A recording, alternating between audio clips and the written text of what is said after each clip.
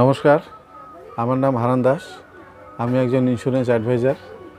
আজকে আমি আপনাদেরকে একটি নতুন কনসেপ্টের কথা বলবো। এটির নাম হলো physical versus digital. Physical versus digital মানে হচ্ছে, ফিজিক্যাল হচ্ছে ধরুন আপনার একটি ছেলে বা মেয়ে আছে যার বয়স 5 বছরের কম,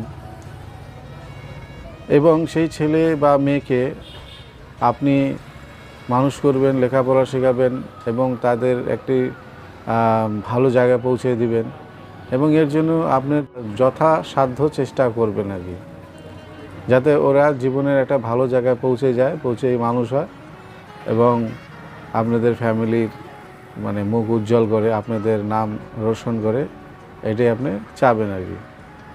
আচ্ছা ধরুন তো তাদের যে মনে করেন যে মান্থলি এক্সপেন্স কত হয়,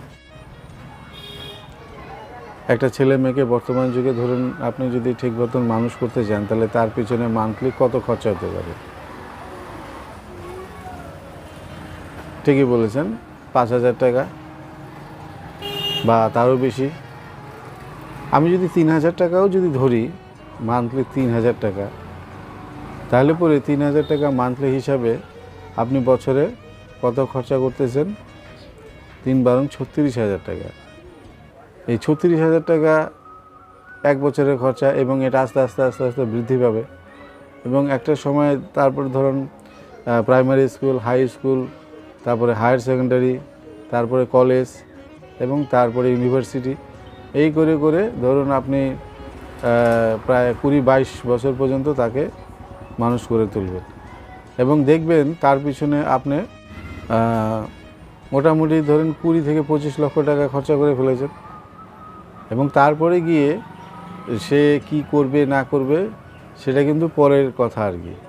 ধরুন সে ভালো একজন ডাক্তার হতেও পারে, বা ইঞ্জিনিয়ারও হতে পারে, বা অ্যাডভোকেটও হতে পারে, বা চার্টার অ্যাকাউন্টেন্টও হতে পারে, যা কোনো কম্পিউটার ইঞ্জিনিয়ার, যে কোনো হতে পারে আর কি, ভালো কথা। তারপরে গিয়ে ও সেটেল হলো আর কি।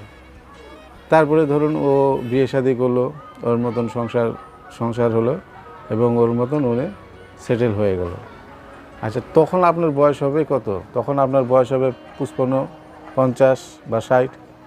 এবং সেই সময় ধরুন আপনার সেই ছেলে হোক বা মেয়ে হোক, সে কি বলবে যে বাবা তুমি আমার পিছনে এখন পর্যন্ত প্রায় 25-30 লাখ টাকা খরচা করে ফেলছো, এই যে নাও টাকা, এই 30 লাখ টাকা, এটা দিয়ে তুমি তোমার বৃদ্ধ বয়সটায় সুন্দরভাবে কাটিও? সেটা কি কোনো বাবা মাকে কোনো ছেলে পেলে আজ পর্যন্ত দিয়েছে? এটা সম্ভবও না দেওয়া, কারণ মাত্র ধরুন 20-25 বছর বয়সে তার পড়াশোনা শেষ করে সে নতুন একটা জীবন শুরু করে। সেই নতুন জীবন শুরু করতে করতে তারপরে অনেক দায়িত্ব চলে আসে, তো এই মতে সেটা দেওয়ার সম্ভাবনা।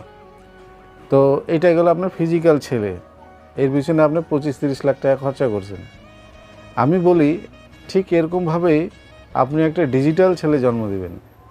ওই 3,000 টাকা করে আপনি দিবেন প্রত্যেক মাসে, এবং এই 3,000 টাকাটা সমান থাকবে, প্যারালাল, কোনো দিন বৃদ্ধি পাবে না। একে আপনি প্রতি 20 বছরও দিতে পারেন বা 25 বছরও দিতে পারবেন, এটা আপনার চয়েস। ওই ছেলের জন্য আপনি 3,000 টাকা খরচা করলেন, এই ছেলের জন্য 3,000 টাকা করলেন। আপনার ডিজিটাল ছেলে, এই ছেলে আপনাকে বাবা ডাকবে না, কিন্তু এই ছেলে আপনাকে টাকা দিবে। এই ছেলের কোনো দিন জ্বর হবে না, সর্দি কাশি হবে না, কোনো দিন আপনার কাছে কোনো ঘড়ি, মোবাইল ফোন, মোটরসাইকেল কোনো কিছু ডিমান্ড করবে না। আর আপনার কোনো টেনশনও থাকবে না যে বাড়ির বাইরে গেছে, কখন আসে, কোথায় গিয়ে কী ঝামেলা পাকায়, এরকম কোনো টেনশনও থাকবে না। 100% গ্যারান্টি। এবং আপনার যদি কোনো ফিনান্সিয়াল কোনো ক্রাইসিসও থাকে, এই ছেলে আপনাকে সাহায্য করবে, আপনাকেও করবে, আপনার পুরো পরিবারকে করবে। এবং আপনার যদি সেই ফিজিক্যাল ছেলে যদি পয়সার দরকার হয়, এই ডিজিটাল ছেলেও তখন আপনাকে টাকা দিয়ে সাহায্য করবে। তারপরে মনে করেন যে আপনি করার পরে তাহলে পরে আপনি 20 বছর বা 25 বছর যদি করেন, সেই সময় মনে করেন যে আপনাকে এই ছেলে এই যে নাও বাবা তোমার 25 লাখ, তুমি এই 20-25 বছর ধরে আমাকে যেটা দিছো, এই যে নাও তোমার 25 লাখ, এইটা দিয়ে তুমি বৃদ্ধ বয়সে আরাম করে সুন্দরভাবে জীবনযাপন করো। তখন আপনার কেমন লাগবে? আপনার এনার্জিটা কোথায় থাকবে, কোন লেভেলে থাকবে?